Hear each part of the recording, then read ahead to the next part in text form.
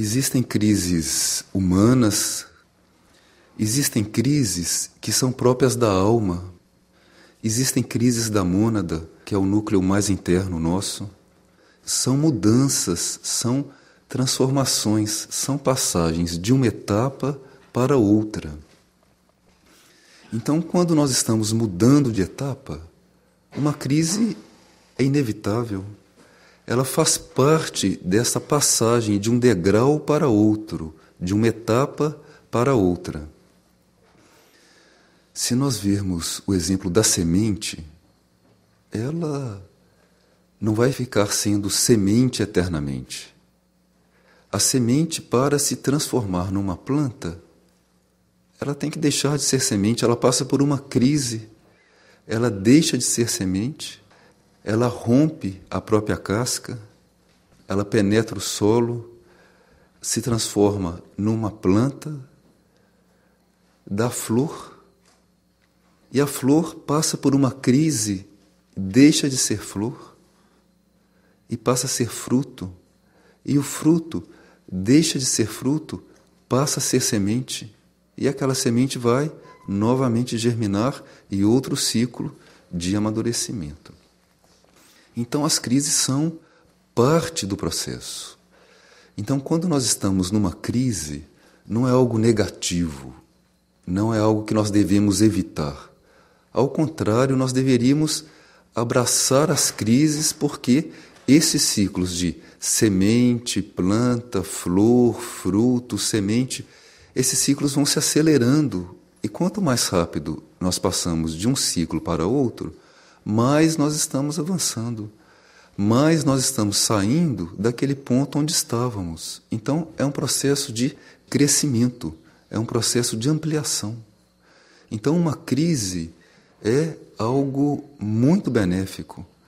O que não é benéfico é a nossa atenção sobre nós mesmos dentro da crise. Porque o centro da crise não somos nós. O centro da crise é a ampliação da consciência. É aquele dia que está raiando. Então, tem uma luz ali que está surgindo. Dentro do processo planetário, dentro da crise planetária que nós estamos passando, nós temos crises que são grupais e temos as nossas crises individuais. Uma coisa não é separada da outra. Um processo está dentro do outro. Então nós temos que aprender a nos posicionar aí de uma maneira clara para que nós não fiquemos confirmando aquelas forças ou aquelas tendências que resistem ao processo de transformação, que resistem à passagem de uma etapa para outra. Porque sempre há esse movimento de resistência e existe aquele movimento que está impulsionando, que está trazendo a nova etapa. Entre um movimento e outro, nós temos essa fase de crise. Há alguns séculos atrás, por volta do século IV, muitos indivíduos foram para o deserto e buscavam viver integralmente para Deus, buscavam uma vida entregue à oração, à contemplação. Ficaram conhecidos como os padres do deserto. Mas, nessa época, o indivíduo estava sozinho, nesta vida contemplativa, buscando uma dedicação integral para Deus, e um dia entrou numa crise muito forte e estava praticamente decidido a voltar para aquilo que era o seu modo de vida antigo. Então, começou a reunir as poucas coisas que tinha para sair dali. E quando ele estava fazendo isso, ele viu dentro da gruta um outro indivíduo. E ele estava ali sozinho, ele olhou bem e era ele mesmo. Ele viu uma imagem dele mesmo dentro da gruta. E aquele outro eu que estava ali virou para ele muito tranquilamente e falou: não adianta você fugir, porque para onde você for, eu vou também. Então, parece que ele compreendeu e resolveu ficar ali, passou por aquela crise. Então, a crise não é algo que está fora de nós. A crise está dentro de nós. Então, é algo que nós temos que aprender a lidar com ela. Podemos estar todos numa mesma situação. E aquela situação que é a mesma para todos vai ter uma repercussão diferente dentro de cada um. O indivíduo se liberta com aquela situação e o outro entra em depressão.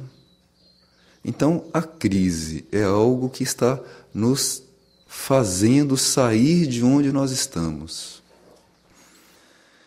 E essa passagem de semente para flor, fruto, semente, isso tem que ser bem compreendido, bem assumido, para que não fiquemos resistindo ao processo, desnecessariamente.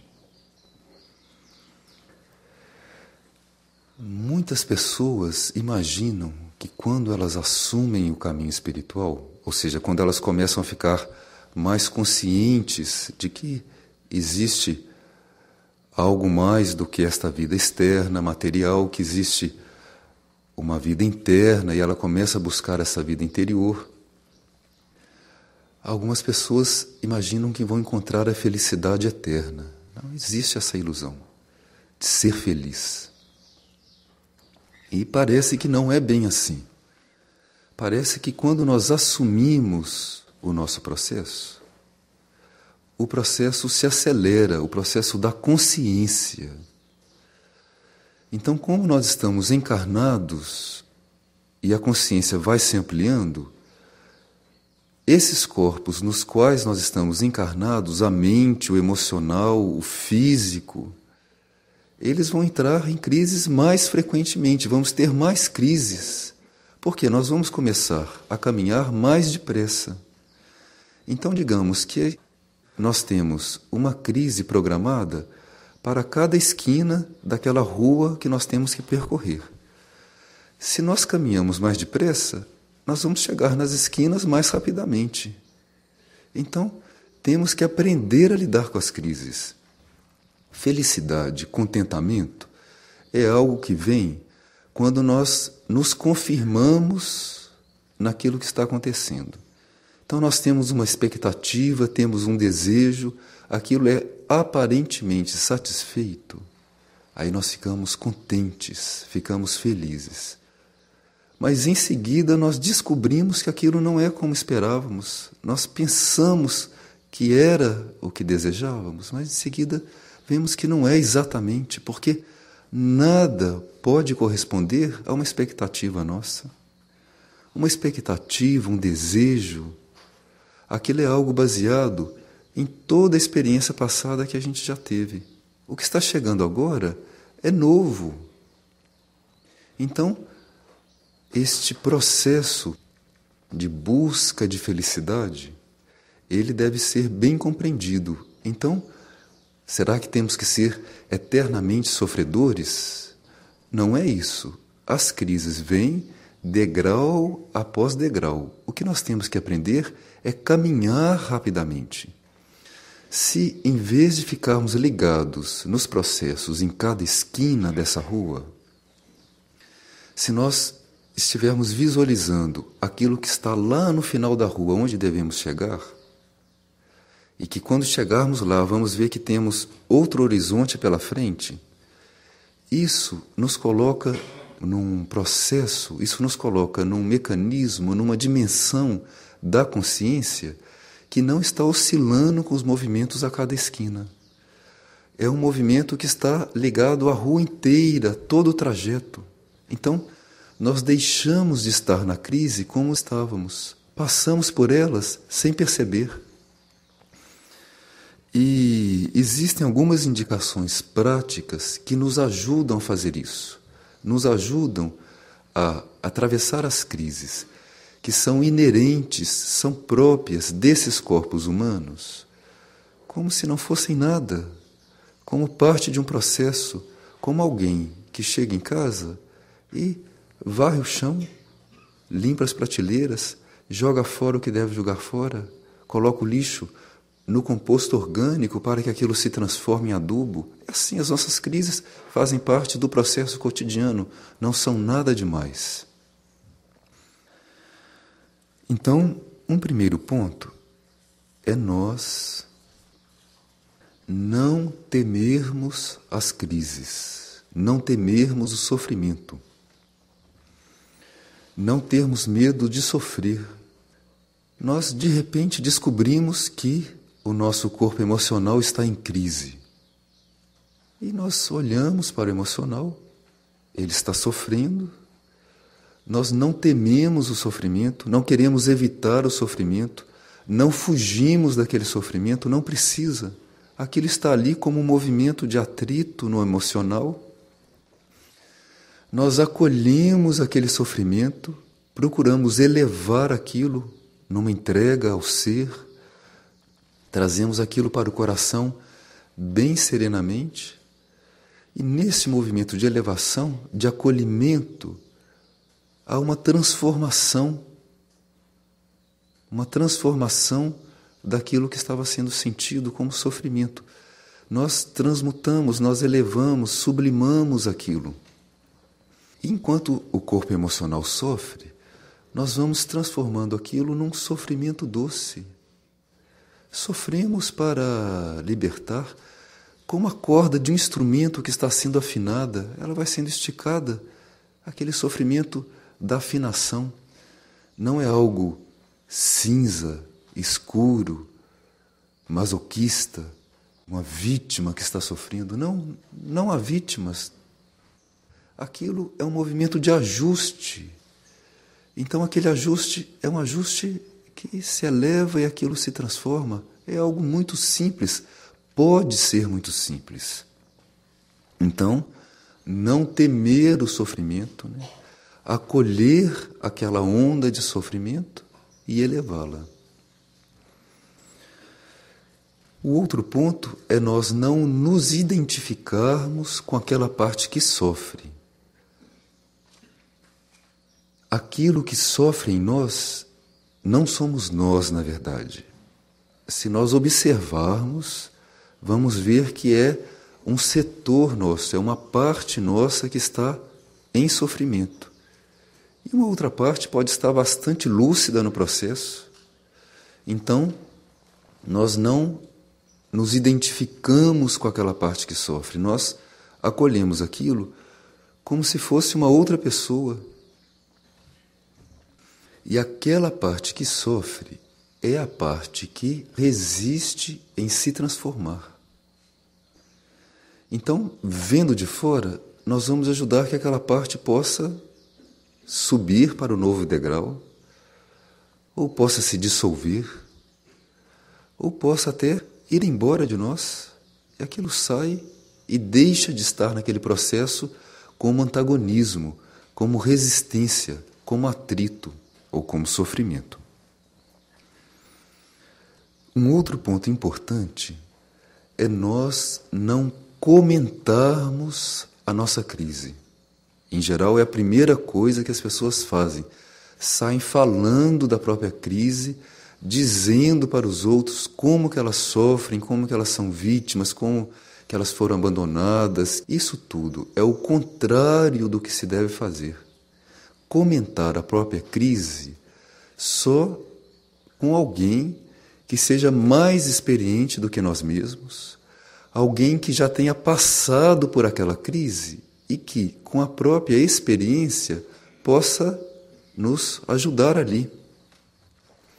E a ajuda que essa pessoa vai dar é o que ela emana, como alguém que já atravessou aquela ponte. Então o indivíduo está fortalecido, ele emana algo que ajuda o outro que está em crise a fazer o próprio processo. Então, somos nós mesmos que temos que dar os nossos passos. Tem pessoas que aguardam soluções de sistema econômico, do sistema político, das prefeituras, dos governos, das firmas onde trabalham, das pessoas com as quais se relacionam. Então, é uma ilusão após outra. A solução do processo não está no processo externo, está na maneira como nós estamos dentro dele. Então, isso somos nós que resolvemos. Então, não comentar a própria crise. Nós podemos conversar conosco mesmos. Nós podemos nos voltar para o nosso nível mais interno e conversar com ele. Podemos dialogar com esse nível e aguardar desse nível mais interno as orientações, as indicações do que nós devemos fazer. E se fizermos isso, se precisarmos de alguma ajuda externa, a ajuda chega. Chega a pessoa, chega o livro, chega a indicação, chega o sonho, as coisas se esclarecem porque nós batemos na porta certa, que é na porta do mundo intuitivo. A resposta vem de dentro de nós. Então, não comentar o próprio processo. Uma outra indicação é nós nos fortalecermos na oração. Oração significa um movimento da consciência para o alto. O indivíduo orar é diferente do indivíduo rezar.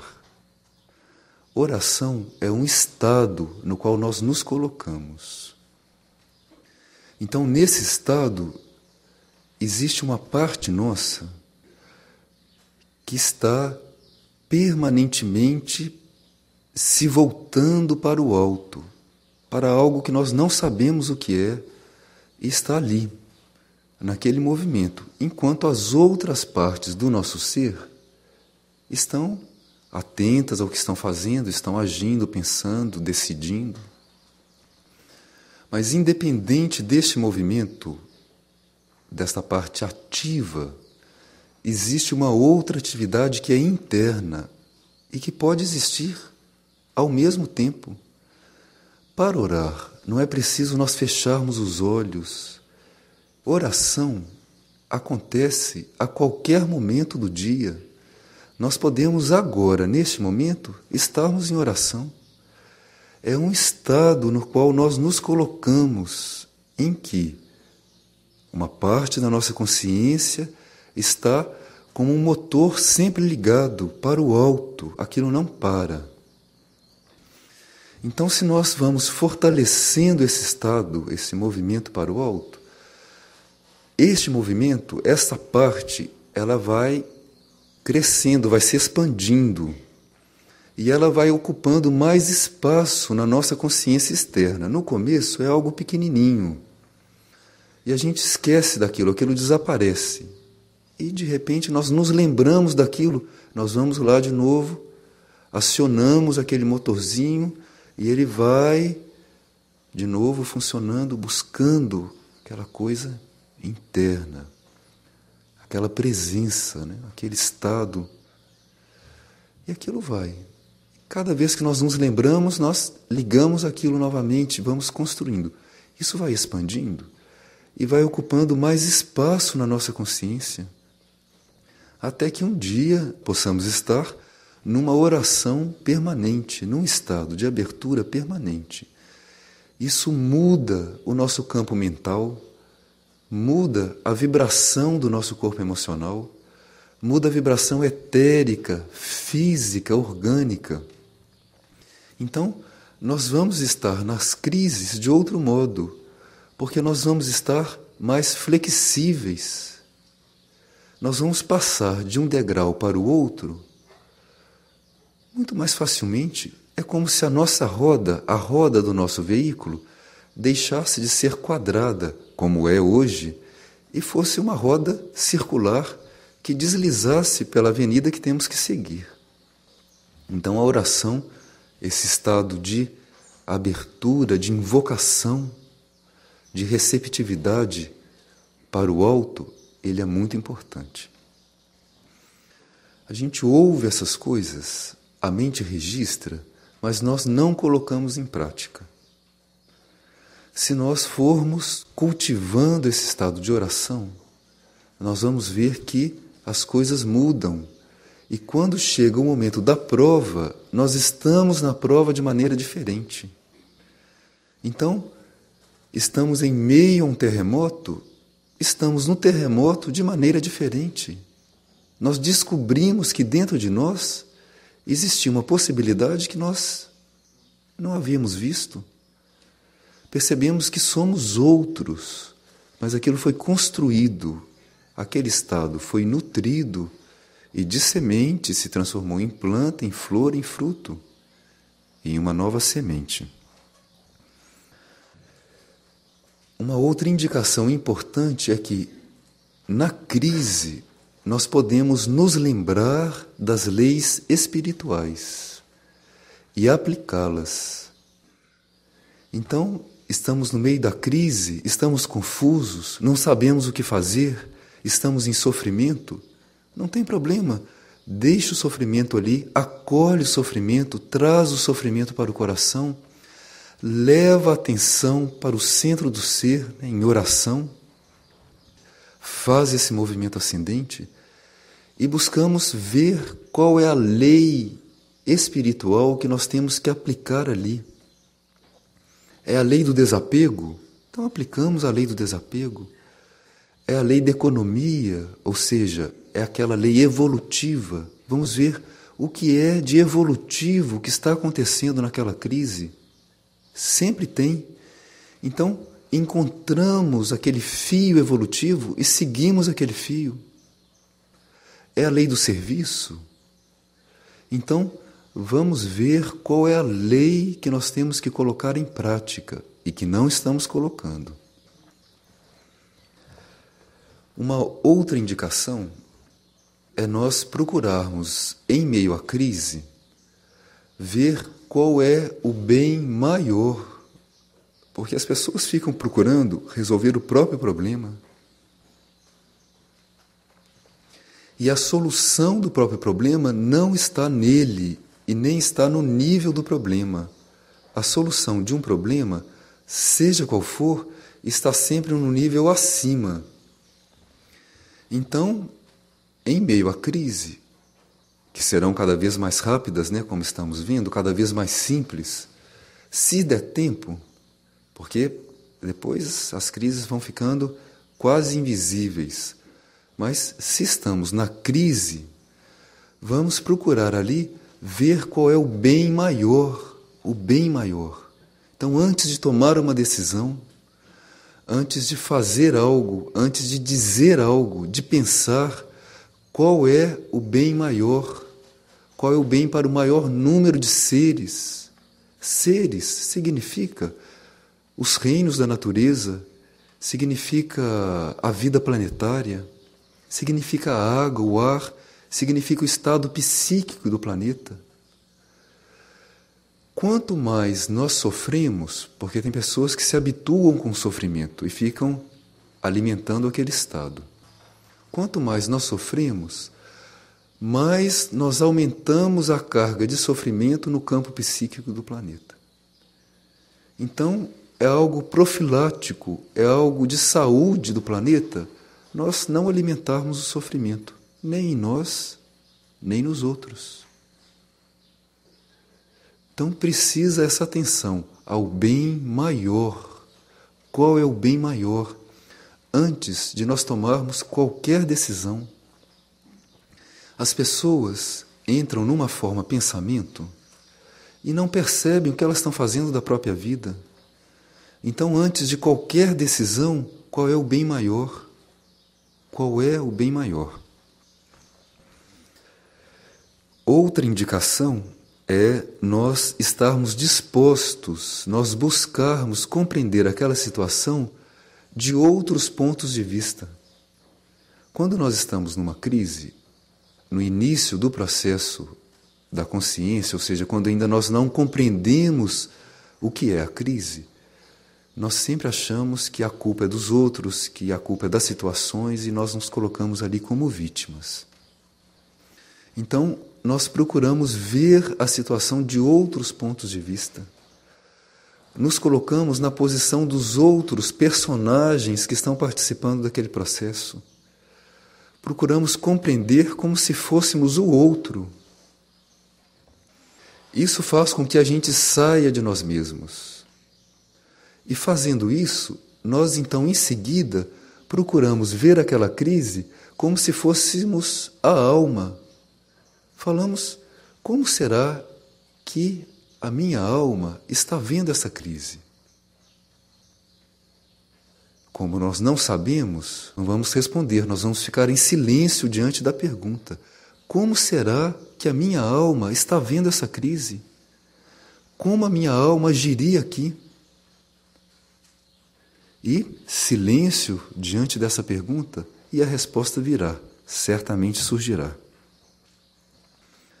Outra indicação é nós mantermos o ritmo da nossa atividade. Tem pessoas que ficam paralisadas quando estão em crise. O movimento é o oposto. Estamos em crise, falamos muito bem, deixamos a crise do lado e vamos seguindo no que nós temos que fazer, na tarefa, no serviço. E quanto mais nós pudermos ajudar aos outros, melhor. Porque a crise não deve paralisar o indivíduo. A crise é própria de um movimento que resiste a algo que deve avançar. Então, nós não ficamos naquilo que resiste, nós ficamos com aquilo que avança. Então, não interromper nenhum ritmo de atividade externa. Ao contrário, aumentar a atividade externa para o bem dos outros. Então, antigamente, quando alguém estava em crise, chegava até o instrutor, os discípulos, no início do processo, chegavam para o instrutor lamuriando, chorando, que estavam em crise, haviam cortado o próprio dedo, simbolicamente, e o instrutor mostrava logo quem tinha perdido a mão. E se aquele tinha perdido a mão, ele mostrava aquele que tinha perdido a cabeça. Então, nós temos que ver aquele que precisa mais do que nós, aquele que está numa situação que necessita mais ajuda, mais atenção, mais socorro, e sempre há. E nós vamos para lá, esquecemos o nosso processo e vamos para lá. Então, isso é muito importante como adesão a esse processo de transformação que traz a crise como parte de um mecanismo de liberação. Outra indicação, que já deve estar clara, com tudo isso que foi dito, é nós não ficarmos elaborando as crises mentalmente, procurando entender, compreender o porquê daquela crise. Nunca podemos saber o porquê de alguma coisa, por mais que fiquemos nos analisando. As coisas que acontecem não acontecem por um motivo só. As coisas acontecem por uma confluência de causas. Então, nunca podemos conhecer tudo o que está confluindo ali. Agora, neste momento, existe um planeta girando em torno de si, então a cada momento nós estamos sintonizando com uma região do cosmos. Nós estamos girando no espaço. A Terra está girando em torno do Sol. Então, a relação da Terra com o Sol e com os outros planetas muda a cada momento.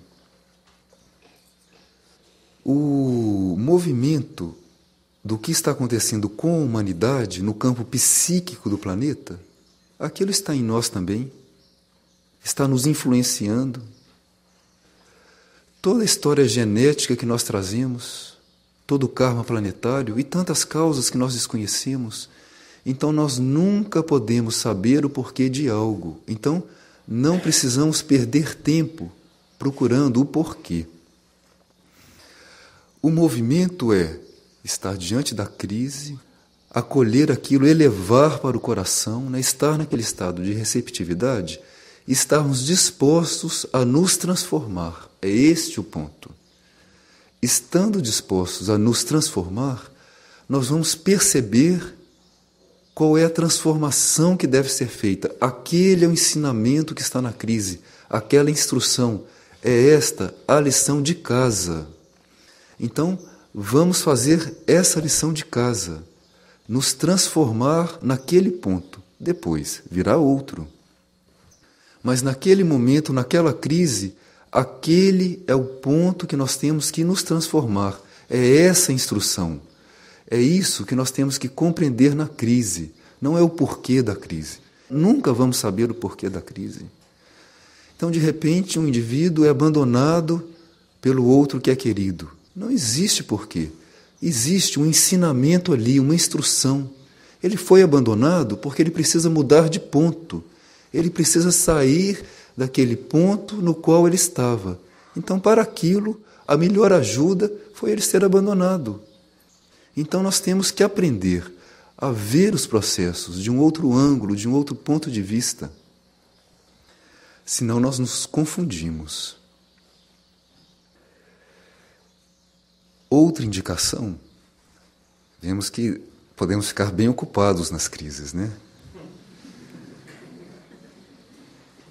Outra indicação é nós não nutrirmos os movimentos do ego. O que é isso? São aqueles movimentos em nós que vão tentar nos confundir, nos ludibriar, para que nós não possamos dar o passo que temos que dar. Então existe aquela parte que resiste, que nos coloca na crise, né, que sofre, que diz que cuidado, não vá, mas você vai deixar isto. Então isso acontece na mente, acontece no emocional. Então existe esta parte que resiste, mas existe aquela parte que não resiste, mas que tenta nos tirar do passo correto. Isso está dentro de nós. E esta parte vai tentar nos convencer que nós não devemos ir na direção correta. Muito sutilmente. Vai nos trazer um bom argumento para que nós possamos não ir no passo que temos que dar. E é bom nós sabermos que sempre que nós tomamos uma decisão evolutiva, então, ou seja, nós decidimos dar um passo, em seguida virá uma prova tentando nos tirar daquilo. Até hoje, na Terra, foi assim, por enquanto ainda é. Então, tomamos uma decisão, virá algo tentando nos tirar daquilo. E quanto mais nós estamos adestrados no processo, mais sutil é a prova. Por exemplo, nós decidimos não mais nos alimentar de laranjas. Por exemplo, laranja é bom para os outros, para nós não, paramos. A partir de hoje, não usamos mais laranjas. Muito bem. Quando vamos para casa na hora do almoço, encontramos um saquinho com laranjas. E o bilhete: fulano, vi essas laranjas, me lembrei de você. E estou enviando com todo o amor, né? Sei que você gosta muito de laranjas. E aí, será que isso é um sinal que eu devo voltar a chupar laranjas, né? Então, decisão é decisão. A decisão é uma adesão ao próximo passo.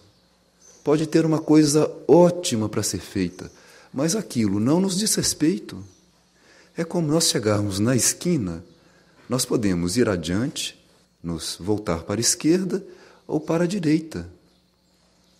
Temos que ver qual é a nossa meta, qual é o passo. Se é adiante, pode ser ótima a paisagem esquerda, belíssima a paisagem da direita, mas aquilo não nos diz respeito.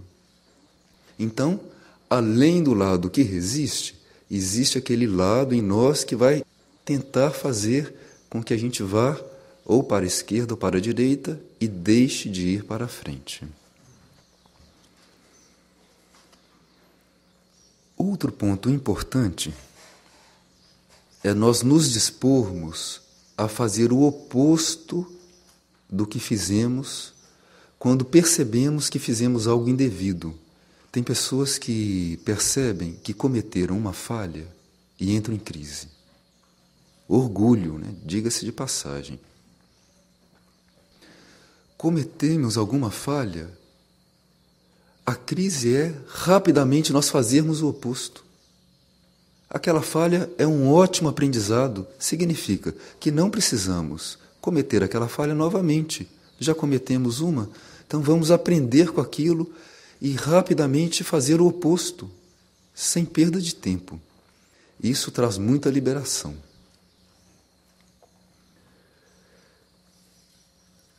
Outro ponto importante é nós compreendermos um pouco mais o mecanismo do nosso ser. Porque as crises da alma são muito diferentes das crises humanas. Então, como pessoas, há momentos que nós nos sentimos muito exaltados, né, dispostos, e há momentos que as pessoas se sentem deprimidas, tristes, esvaziadas, sem ânimo. Isso porque a alma, que é quem nos vivifica, a alma é quem nos dá o ânimo. Esta alma se volta para o alto, para os níveis mais profundos do que ela, e colhe aqueles impulsos e aquelas energias que ela tem que colher. Ela processa essas energias e irradia essas energias para a personalidade.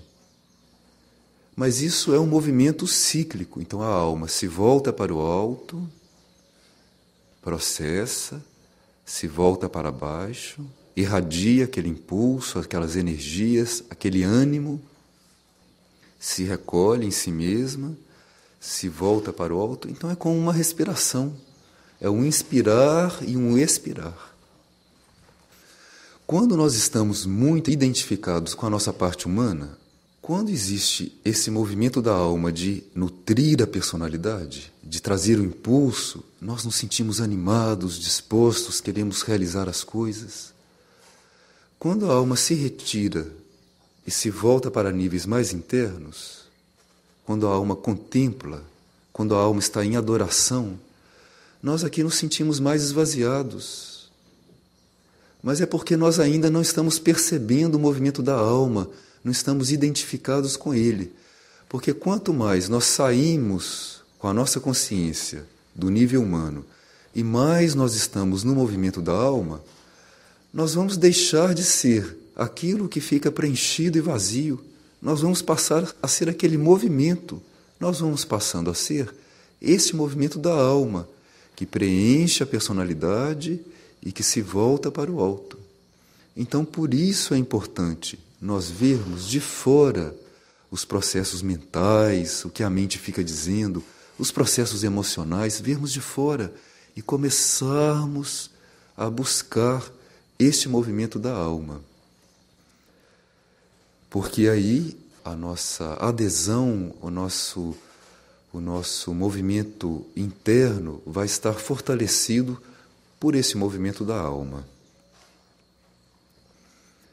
E um último ponto é nós pensarmos sempre de maneira ampla.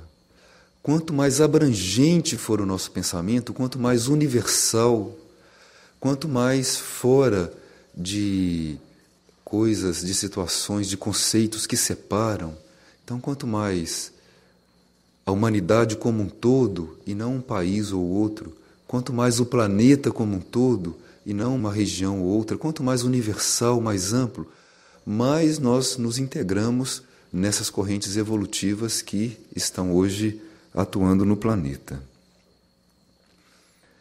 Existe uma história do Agni Yoga. O marinheiro deve estar atento quando tem bom tempo. Então, quando o mar está calmo, o horizonte está limpo, ali o marinheiro está atento. E ele, desenvolvendo esse estado de atenção, quando chega a tempestade, quando chegam as ondas imensas, quando o mar está revolto, nós, ou o marinheiro, já sabe como se conduzir ali. ele construiu aquele estado de atenção. Então, nós devemos estar prontos e atentos quando tem bom tempo. Nós já nos colocamos num nível acima e quando as crises vêm, elas não nos pegam. Um ponto bom de nós nos lembrarmos é que as crises sempre vêm na medida que nós podemos suportar. Nunca vem algo além da medida.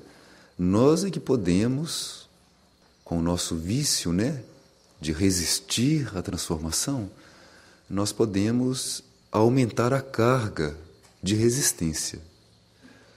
Mas com tudo isso que foi dito, passar por uma crise é algo muito simples, é algo como respirar.